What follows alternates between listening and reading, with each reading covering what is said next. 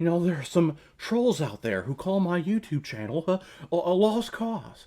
Well, my papa once told me that, well, lost causes are the only ones worth fighting for. So, well, I guess that's what I'm gonna keep on doing then, yeah.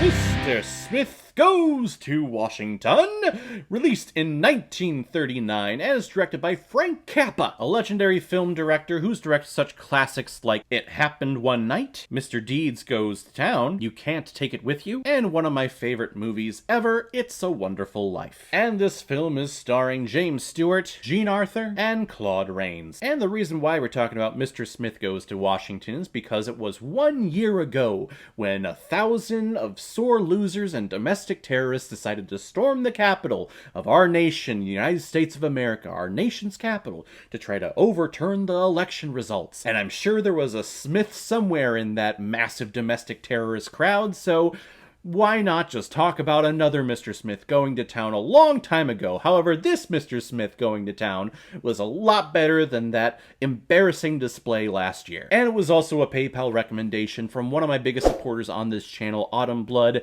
Thank you so much for your continued support. You do it almost on a weekly basis, so thank you very, very much. Jefferson Smith has recently been sworn in as a brand new U.S. Senator, and unlike a lot of the inhabitants of Washington in the United States of America, Smith gets taken in by the wonder and the beauty and the history of America here in this fine town, and in this fine political system. And he's also in awe of his mentor, Senator Joseph Payne, played by the legendary Claude Rains. And getting swept up in the romance of U.S. politics and Washington, D.C., Senator Smith decides to propose a bill that will allow the establishment of a 200-acre boys' camp for the boy rangers of his home state. However, this bill does thwart the plans of Senator Joseph Payne and millionaire frontman James Taylor, who has bought almost every U.S. senator to fulfill his own gains. So now this small little pocket of U.S. senators are throwing Jefferson Smith under the bus and try to get him outed as U.S. senator. But the great thing about this movie is that Jefferson Smith fights back and does a filibuster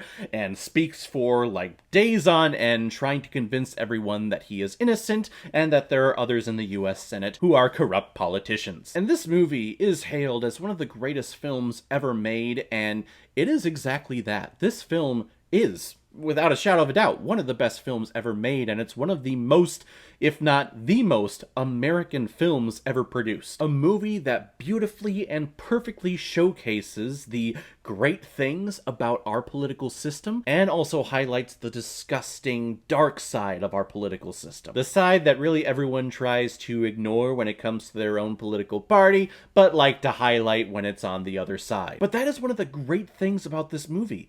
This movie never differentiates between Democrat or Republican, never makes that distinction. Everyone is just a U.S. senator. And it took me like 20 minutes into the movie to realize that. I'm all of a sudden sitting there watching the story and I'm like, wait a minute, they have not made a distinction as to what party they belong to, and that's like the big thing to do nowadays with all of our news anchors and hell, news shows. Anyone who is running for office, you need to pick a side. Are you Republican or are you Democrat? You know what? In this movie, everyone is an American. This is an American story. This is an American issue. And I frickin' love that. And this movie is also the living embodiment of the phrase, never meet your heroes. Because more often than not, they end up not being what you make them out to be in your mind. And I have seen this movie before, I haven't seen it in a very long time, so seeing how Jefferson Smith begins with this very naivety and getting swept up in the romance of being a politician and being in Washington, D.C., going to all these different monuments and being swept up in the legends behind them, only to see all of it come crashing down and crumbling down around him as he gets swept up and thrown under the bus by all these crooked politicians. It's heartbreaking, you feel terrible for him, so when he decides to stand his ground for as long as he possibly can, you have no choice but to root for him because he's that good of a guy. However, I will say that his big claim to fame and claim to being such a great guy is he's the founder of the Boy Rangers. He's great with children. In particular, he's great with little boys. And it's amazing how, you go in 1939 and that's not questioned at all, but if Jefferson Smith, how he conducted his character back then, if he was a politician nowadays, within a second, people would be flooding Twitter, flooding news channels about how this man is probably a pedophile. So it's nice to be caught up as an audience member in the romance of the 1930s, when all of that stuff was kind of innocent. And if you're disagreeing with me right now about that, just to stop for a moment, really think about it, and really think about how this country is when it comes to how people conduct themselves as politicians outside of everything, and then start coming at me again with your comments. Because you're not going to, believe me. James Stewart is one of the best actors that we've ever had living on this planet, and he shines again here. He has such a lovable, everyman vibe about him. You look at him and you go, I could be you, or I want to be like you, because you seem just like a great average guy doing extraordinary things. And that's every movie that he is in, and that's this movie included. And Claude Rains, he's one of my favorite classical actors, you know, from the good old 1930s and 40s. So great, has a lot of clout and a lot of gravitas. Whenever he comes on screen, he's owning everything, everyone is looking up to him, and he's fantastic here. And you can tell the dilemma that he is in. Yes, he is crooked, but he also sees the error of his ways and know that he's doing wrong. So when he sees his little, don't want to say protege, but the living embodiment of his former partner that he used to have, the son of his former partner, when he sees him struggling like that, and he sees all of these money men trying to discredit him, even though he knows they're wrong, you can see the dilemma in his eyes. And what happens in the end, I think, is absolutely beautiful, all thanks to the great performance of Claude Rains. And Jean Arthur, this time as Sanders, who plays Smith's assistant, really, I can tell that she knows all of the ins and outs of how really the system works.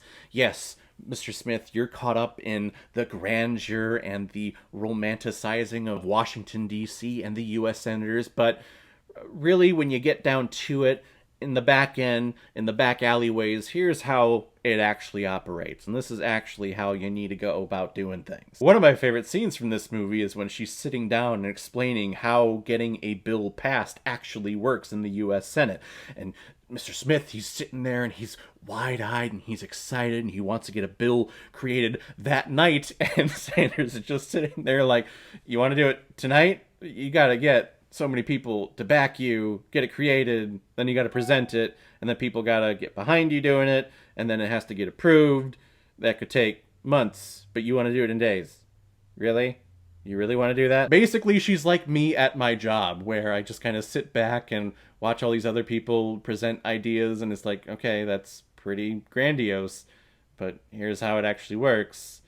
But you really want to do that?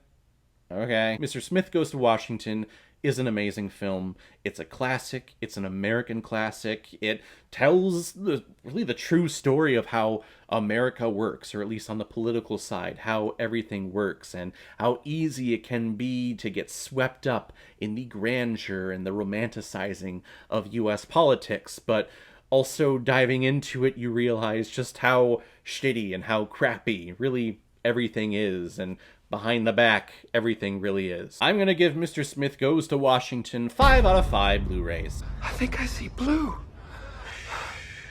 He looks glorious. Alright everyone, now comes my favorite part of my videos, where I pick which movie I'm going to be watching next, and the next one is another PayPal recommendation from Mr. and Mrs. Rusted Beetle, two of my biggest supporters on this channel. You attach this one with your recommendation of A Fish Called Wanda, because this is the same cast: Kevin Kline, Jamie Lee Curtis, John Cleese, Michael Palin, all getting together, I think almost like 10 years after A Fish Called Wanda to create this one, Fierce Creatures. A movie that I've heard does not have the best reviews and is really hated by the majority of people, and I wasn't really a big fan of A Fish Called Wanda earlier this week.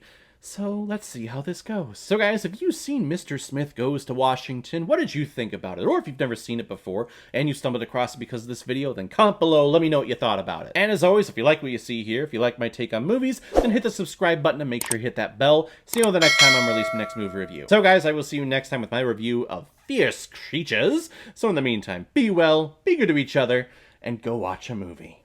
Take care, guys.